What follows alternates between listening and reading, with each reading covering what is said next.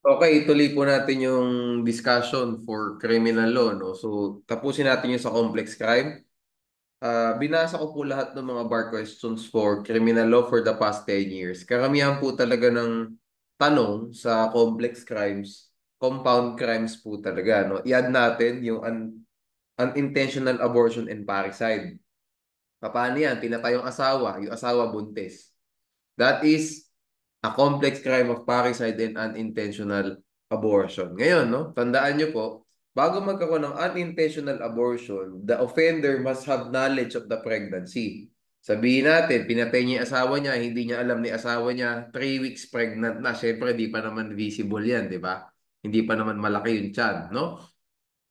Parricide lang po ang crime. Okay? Parricide lang. Pero kung may knowledge siya na butis ni asawa niya, pinatay niya yung asawa niya, no? Not intending to abort the child, ha? Pag kasi may intention siya to abort the child, ibang usapan yun. Abortion na talaga yun. Ito, violence, he inflicted violence on another person, in this case, his wife, di ba? And as a result, abortion happened. So, complex crime of unintentional abortion and parricide. O let's move dito sa complex crime proper. For the past 10 years, ito po ang natakil na complex crime proper. Yung forcible abduction with rape. Ay, forcible abduction and rape, I'm sorry. Forcible abduction and rape, no? So, attorney, paano ba nangyayari ang forcible abduction and rape? Titingnan nyo lagi kung ano yung primary intention, okay? Titingnan nyo palagi kung ano yung intention. No? Di ba nila ikoto kidnapping with rape kasi special complex crime yan, di ba? Sa kidnapping, serious illegal detention and kidnapping, no? Special complex crime yan pag ni-rape yung biktima. Okay, we will tackle this further later on. Forcible abduction with rape, complex crime under Article 48. And then may rape. Tandaan nyo, primary objective po ang pinagkakataluhan. Okay. Sabihin natin, dinakip ni Mr. A si Miss B because Mr. A intended to rape him. Ay, her. Him. Okay, mali ako. I'm sorry. Mr. A intended to rape Miss B. So, dinakip niya, dinala niya sa liblib na lugar. Okay, nag-sexual intercourse. What's the crime? Rape lang po. Why? Because the primary intention, the primary objective in abducting, no, in restraining, no, depriving the liberty of this woman was to rape her. Ganun po yan. So, dapat ang kaso lang dyan, rape kasi yung pagkuha dun sa babae, kung saan man siya kinuha, that was just a means, a method of consummating rape. So, ngayon, what if the primary intention was to kidnap? Kidnap, no, to detain lang yung babae. And then later on, while nasa custody siya ng lalaki, ni-rape siya ng lalaki. Kidnapping with rape po. Kasi the primary intention was to kidnap. And on the occasion of the kidnapping, no, during the course of the kidnapping, kidnapping with rape. Kasi during the course, no, or on occasion of the kidnapping, the victim was raped. So, kidnapping with rape. O ngayon, attorney, paano po nagiging forcible abduction with rape? Primary intention ulit. If the primary intention of the offender was merely to, if the primary intention of the offender in abducting the woman was only to perform lewd acts, no, against her. And after nun, after abducting the woman as an afterthought, di ba? She was raped. The crime is forcible abduction. Complex crime of forcible abduction and rape. Babasa ko kayo ng sample bar question.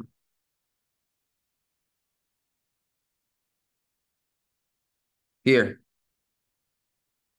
Question number 8. Ibang bar tier to? Question number 8. 2014 bar. Okay. So ano po nakasulat dito? Question. Here.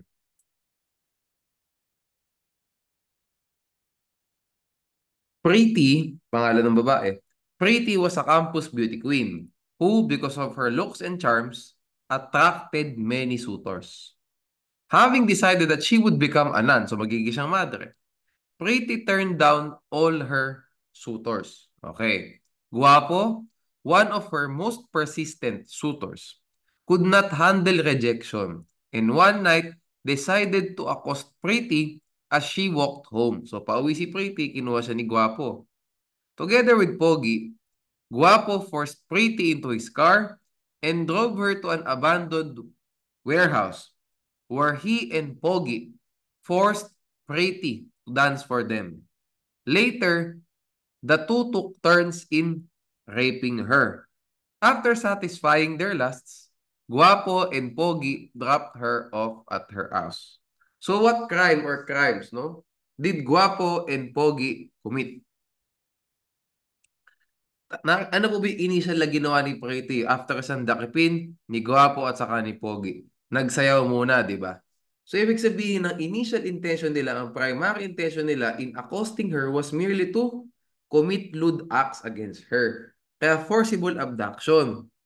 Complex crime of forcible abduction with rape din pala. Ba't ba end delay ko dito? With rape din. With. Pero sabihin natin, dinakip yung babae tapos ni-rape na agad. Rape na yung kaso. Okay? Ayan, no? By the way, di ba ang nangyari? Uh, last topic dito, no? Sa forcible abduction with rape, how many rapes, how many rape incidents, no, is absorbed by this complex crime under Article 48? One lang po. So, paano pag halimbawa, itong kaso po na to, di ba? After sandakipin at sumayaw si Pretty, ni-rape siya ni Guapo, and then ni-rape siya ni Pogi after. So, ano po yung crimes nila? Tandaan nyo, one lang ang pasok-pasok dito sa forcible abduction with rape. With that being said, dapat ang crime doon sa sinabi ko, forcible abduction with rape and one more count of rape. Yan ang crimes. Kasi yung second act, no, ni Pogi, yung second rape incident na ginawa ni Pogi, tapos si Guapo, no? That's a separate crime already. On the other hand, sa kidnapping with rape, unlimited po ito. Kasi ang nakalagay naman doon sa revised penal code is rape eh.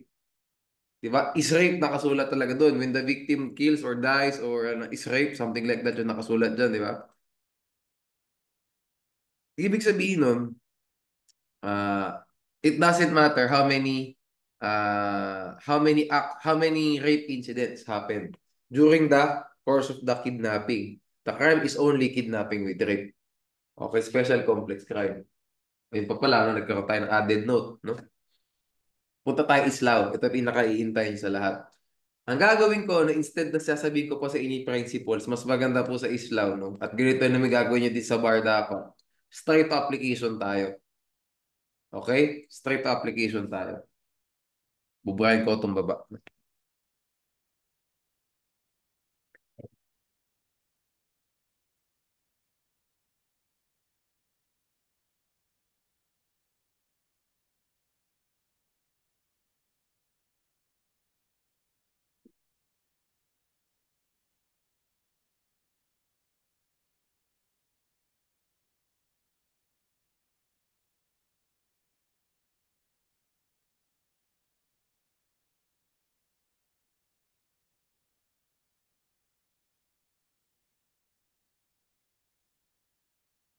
Sabihin natin si Mr. A yung accused. No? Siya yung, well, magpalang accused, siya pali offender.